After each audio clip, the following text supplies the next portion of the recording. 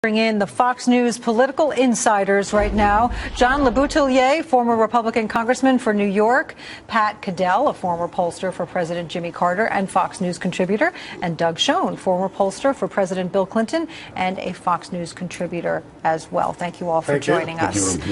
So we saw what happened in Denmark, another example of another country being vulnerable to terror, and now we have this video, horrifying, of these 21 beheadings by ISIS.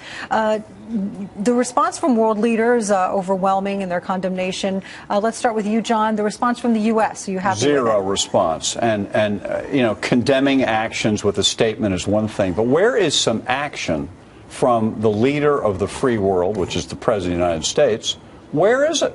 Something's got to happen here, or that thing that happened in Europe and Paris and Copenhagen is going to happen here. We all know it's coming. Pat Caddell? Well, I think that's true, and what we have to look at is just the chaos in the world, which just continues under this president, as I have said for several weeks, who's living in an alternative universe. He keeps making statements. The White House made an initial statement which had nothing to do with terrorism or anything else. Oh, someone died, we have our condolences. This is outrageous. Then they had to put one out about anti-Semitism. This is the president whose attitude is, he says the media does this. If it bleeds, it leads. He has done everything to diminish, and particularly the killing of Christians, which we saw 21 today in these beheadings in Libya, to send a message to the nation of the cross, as ISIS said, and they were doing it. He will not lead a worldwide effort. All right, Doug. Look, I want to pick up, Patty, where Pat left off. I was appalled that what we've not heard from the president today, yesterday, or last week was anything about an offensive strategy to eliminate ISIS, Al-Qaeda, radical Islam, wherever it may be found, in a way that threatens our way of life, our civilization, and indeed everything that we stand for as a people. Patty Ann, this is a international crisis. It is one that threatens us, as Pat and John have said. Here at home, we have to understand that. And without an assertive American leadership, we face grave risks as a country. Well, in fact, in the latest Fox News poll, the question was asked specifically as to whether or not President Obama or the Obama administration has a clear strategy for defeating ISIS. There are the results. 73% say no. The Obama administration does not have a clear strategy for defeating ISIS, John. Well, let me give you a strategy for a change, because no one ever talks about what should we do. We have in this poll the number of 60% of the American people say we now need boots on the ground over there killing ISIS. We don't need American boots on the ground. We need an international force of Arab armies, Egypt, Jordan, UAE, Saudi Arabia. Let them go on the ground and fight for Arab territory. We do a great job. We have the best soldiers in the world, but they're Christians and Jews on Arab territory. We'll clean it up again if we do it. Then when we leave, boom, it falls apart again. The Arabs have to do it, and we can lead them into doing it by supporting them, giving them intelligence, so forth. Doug, what about that? Does the strategy have to involve just the U.S., or should the U.S. role be putting together this international coalition? John is undeniably right that we need an international coalition. And it should be Arab nations, yes. It should be Europeans to the extent they're willing to participate. But I would say, to John's point, that the Americans shouldn't have boots on the ground. Well, I wouldn't rule anything out. I think we need to have special forces, trainers, and potentially boots on the ground if this threat metastasizes any more than it has. This is a crisis. It is a crisis like we faced in the Second World War, Patty Ann, and I must tell you, the response from the Democrats and the Republicans has been deafening in terms of recognizing the true threat and what we need to do. Pat, go ahead. Well, I think that that's exactly the point, which is not only we have no leadership from the president, who goes out and says things week to week like, well, there were random killings in this, in a marketplace in Paris and a deli, it is, and then his handlers have to go out and try to justify these comments, and they look like idiots trying to do it until they all decide they better say something to the point.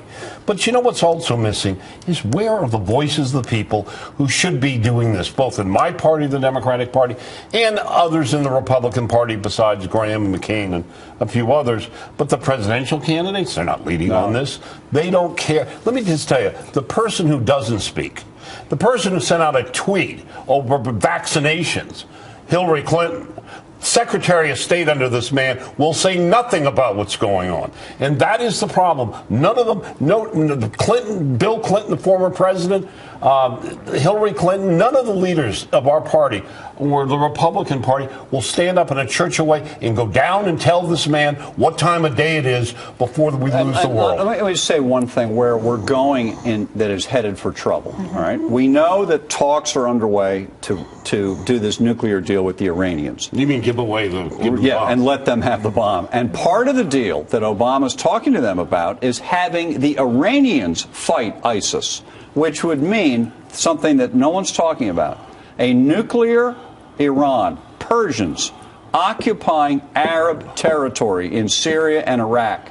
Nothing scares John, Arab this is countries a recipe more. to me for a world war. A world war. And the Arabs are, this is a controversial statement, but it's true. The Arabs fear a nuclear Iran much more than they do Israel. They can coexist with Israel. They fear them more than they fear ISIS. Absolutely. And if we don't lead the Arabs into fighting for Arab territory, the Persians are going to seize some of that territory, and Doug's prediction of a war is going to come. Yeah, well, I think that we see this in Yemen, what happened. I mean, the administration's saying how great we're handling. It's a symbol of our victories and how successful our strategy is. Right. We had to close the embassy and run with our head between our tails and again. Iran has taken over. And Iran has taken over. Absolutely. In Libya, we have ISIS taking over. Everything they have touched. They're taking over. The Boko Haram in Nigeria. And they're all connected together. This president refuses to recognize it. And that's why I said I'd like to see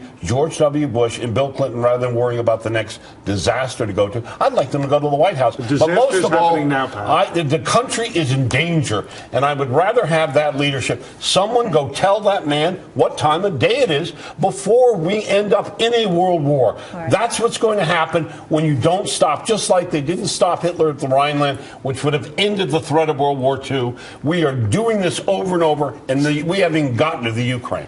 Let's just talk back to Iraq for a second and ISIS, about the fact that this attack was thwarted on our Marines and their military base in Iraq. ISIS apparently tried to attack. They were stopped. How concerned are you all about the safety of our troops? Deeply concerned, Patty Ann.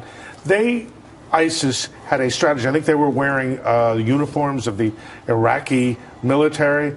They are devious and diabolical, and they will stop at nothing. And candidly, unless we have an offensive strategy of the type that Pat and John are talking about to eliminate ISIS, to aid the Iraqi government, to aid the Kurds in getting rid of the scourge of ISIS, we will face these kind of threats over and over again. By the way, they're going after the base, and they will attack it because they're vulnerable. They're Marines. There are 300 of them. That's all. They spent a lot of casualties, the ISIS did, getting that close, doing the suicide bombers. They will go after it because it serves their purpose to kill Americans. And because we left no residual force in Iraq, the disaster that Mr. Donlan cooked up with Mr. Obama, and Hillary Clinton, she was against it apparently, but she hasn't spoken out. Let me just say, they're going to kill Americans, and on the ground, what are we going to do?